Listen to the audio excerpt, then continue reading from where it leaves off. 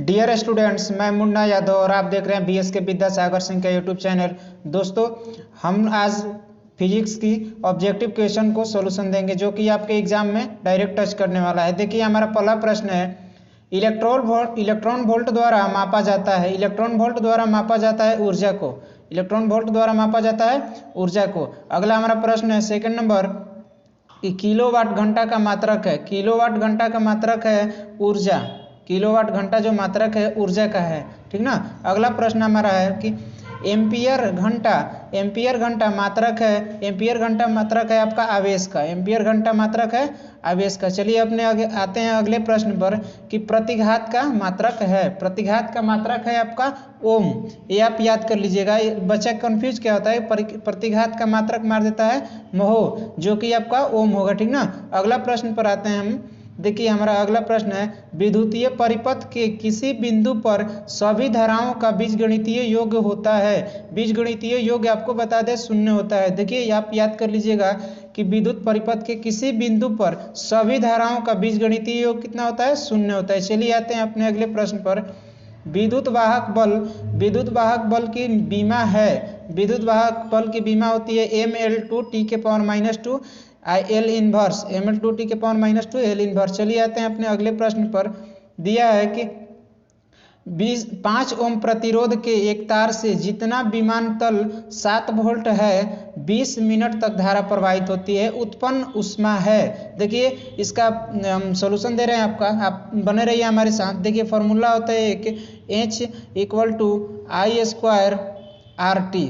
H²I²RT, ठीक ना। एक आप इससे भी पहले फॉर्मूला जानते होंगे कि V = IR होता है। V = IR, यानी कि आप अगर I = करेंगे तो V/R होगा, ठीक। तो वहीं I = V/R को यहाँ पर हम पुट करते हैं। देखिए, हम पुट करते हैं। हमारा अगला है स्टेप, देखिए कि = V²I²R² देखिए, स्क्वायर से R कट गया, R से स्क्वायर कट गया। आप हमारे पास बचा है अभी V²RT। देखिए, हमारे पास बचा है कितना, V²RT, इतना बचा है। इतना में हम इन सभी का मान पुट करेंगे, हमारा आंसर निकल कर आ जाएगा। देखिए, मान भी पुट कर देते हैं। चलिए, हमारा दिया कितना है कि H = V²RT।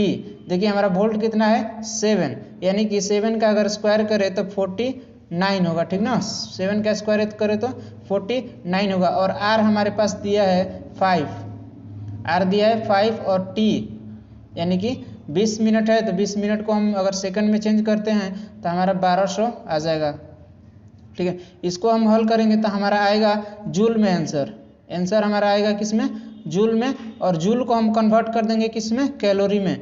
जूल को कन्वर्ट करेंगे कैलोरी में, और कैलोरी में कन्वर्ट करने के बाद हमारा ऑप्शन नंबर जो डी है यानी कि 2800 करेक्ट आंसर होगा, ठीक ना।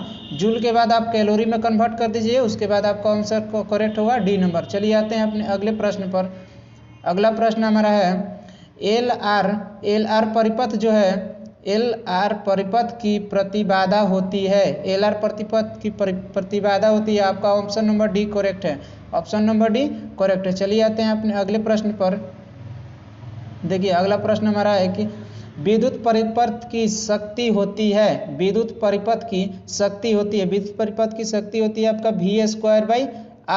V²/R। चलिए आते हैं अपने अगले प्रश्न पर। अगला प्रश्न हमारा है, देखिए, लघुपथित विद्युत परिपथ में सेल के सिरों का विभव होता है 0। लघुपथित विद्युत परिपथ में सेल के सिरों का विभव होता है 0। चलिए, हमारा अगला प्रश्न है कि निम्न में से विद्युत क्षेत्र के लिए अफवाह वेग VD के लिए ओम के नियम का पालन होता है, यानी कि VD = E। करेक्ट नंबर आपका ऑप्शन नंबर बी करेक्ट है। चलिए आते हैं अपने अगले प्रश्न पर। देखिए, हमारा अगला प्रश्न है कि विद्युतीय परिपथ के किसी बिंदु पर सभी धाराओं का बीजगणितीय योग होता है। बीजगणितीय योग आपको इससे कुछ प्रश्न पहले आपको बताए थे कि बीजगणितीय योग होता है 0।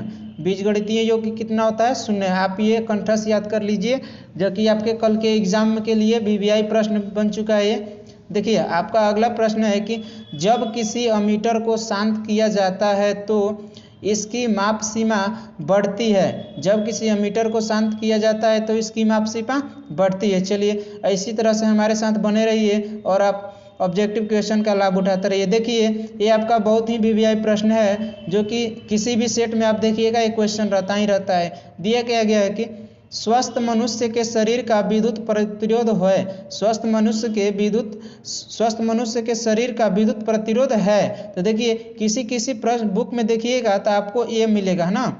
किसी बुक में देखिएगा तो आपको ए नंबर ऑप्शन मिलेगा, लेकिन इसका करेक्ट आंसर जो है बी नंबर होगा। इसका जो करेक्ट आंसर है बी नंबर होगा। तो दोस्तों ये याद कर लीजिएगा। चलिए आते हैं अपने अगले प्रश्न पर।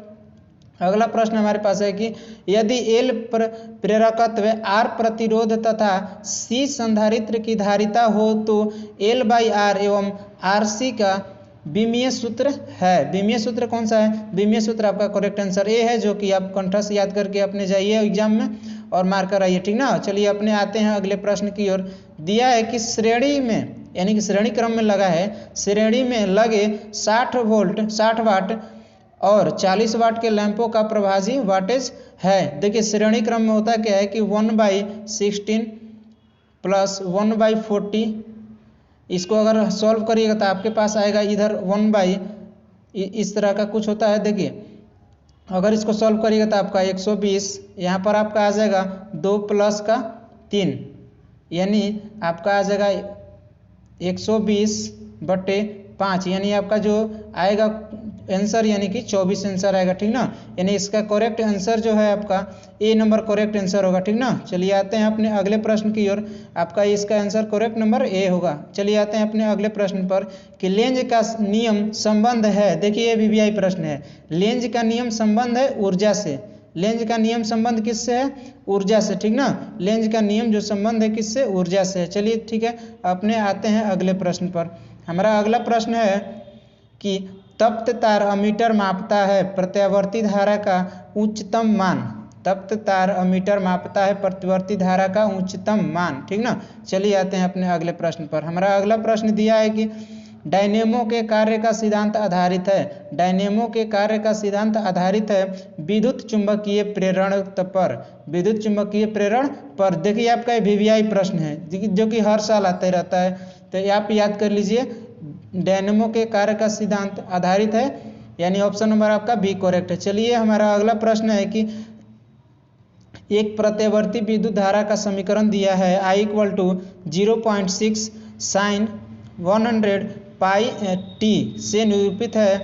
तो विद्युत धारा की आवृत्ति पूछ रहा है। देखिए हमारे साथ बने रहिए और इसका सॉल्यूशन पाइए। देखिए एक आपको फॉर्मूला याद होगा कि I = होता है I0 sin omega T. I0 sin omega T. देखिए I जो है I0 है, शिखर मान है, और ओमेगा जो है ओमेगा का वैल्यू लिख दे रहे हैं। देखिए ओमेगा = होता है 2πf। अब देखिए यहाँ पर हमारा जो f है, f ही हमारा आवृत्ति है और यही हमें निकालना है। f क्या है? आवृत्ति, और हमें आवृत्ति ही पूछा जा रहा है। तो देखिए हम कर रहे हैं अपना अगला स्टेप है हमारा कि I = देखिए हमारा अगला स्टेप है कि I = फॉर्मूला दिया है कि 0.6 sin 100 पाई टी, ठीक है, इतना दिया है। अब देखिए 0.6 है ये हमारा हो गया I0, और साइन ओमेगा टी बताए थे फार्मूला में, तो ओमेगा का मान हो गया 100 पाई। ओमेगा का मान हो गया 100 पाई। देखिए ओमेगा = हो गया आपके पास 100 का पाई। ओमेगा = 100 का पाई हो गया। अब देखिए ओमेगा = बताए थे आपको 2πf, यानी 2πf = हो जाएगा 100 पाई। अब देखिए पाई से पाई आपका कैंसिल, यहाँ से 2 से इसको कटाइएगा तो आपको 50 बार में कटेगा। कितने बार में? 50 बार में, यानी एफ का जो वैल्यू है आपका 50 आएगा, यानी आवृत्ति आएगा इसका 50, यानी कि इस प्रश्न का करेक्ट आंसर जो है आपका बी नंबर होगा। इस प्रश्न का करेक्ट नंबर आंसर बी, यानी बी नंबर करेक्ट आंसर होगा। चलिए आते हैं अपने अगले प्रश्न पर। हमारा अगला प्रश्न क्या है कि एक आवर्धक ग्लास जिसकी क्षमता है 12 डायोप्टर है, उसकी आवर्धन क्षमता है। देखिए इसके आवर्धन क्षमता जो हमारी है, हम आज की आवर्धन क्षमता 25 है, आवर्धन क्षमता 25, यानी करेक्ट आंसर जो है D correct answer, D correct है। अगले प्रश्न पर आते हैं। अगर हमारा अगला प्रश्न है कि किसी ऊंचाई ट्रांसफर के प्राइमरी और सेकेंडरी में क्रमशः N1 और N2 लपेटे हैं, N1 और N2 लपेटे हैं, तो हमारा जो N1 है वो N2 से क्या होगा, बड़ा होगा। N1 जो है N2 से बड़ा होगा। चलिए आते हैं अपने अगले प्रश्न पर। हमारा अगला प्रश्न दिया है कि विद्युत चुंबकीय तरंग में विद्युतीय एवं चुंबकीय क्षेत्र के बीच कालांतर होता है। यह देखिए आप सभी को पता होगा कि कालांतर जो होता है शून्य होता है, कालांतर शून्य होता है, और यह VVI प्रश्न होगा। चलिए आते हैं अपने अगले प्रश्न पर कि यांत्रिक ऊर्जा को विद्युत ऊर्जा में बदलने के लिए हमें प्रयोग करना है। तो यांत्रिक ऊर्जा को विद्युत ऊर्जा में प्रयोग किया जाता है किससे, प्रत्यावर्ती धारा एवं डायनेमो, प्रतिवर्ती धारा डायनेमो, इसके द्वारा यानी यांत्रिक ऊर्जा को विद्युत ऊर्जा में परिवर्तन किया जाता है। देखिए चलिए यहीं पर हमारा क्वेश्चन होता है समाप्त। तो मिलते हैं अपने नेक्स्ट वीडियो में, और देखते रहिए हमारा लगातार वीडियो देखते रहिए, आपको बेनिफिट। एक मिनट यार, यांत्रिक ऊर्जा को विद्युत ऊर्जा में बदलने के लिए हमें प्रयोग करना है तो प्रत्यावर्ती धारा डायनेमो, प्रतिवर्ती धारा डायनेमो। देखिए चलिए हम तो बने रहिए हमारे साथ, और देखिए हमारा वीडियो जो है सुबह और शाम दोनों टाइम आएगा, और दोनों टाइम आप देखते रहिए और देख कर ही जाइए अपने एग्जाम में, और एग्जाम को बेहतर बनाइए, यानी कि अपने नंबर को और बेहतर बनाइए। ठीक है।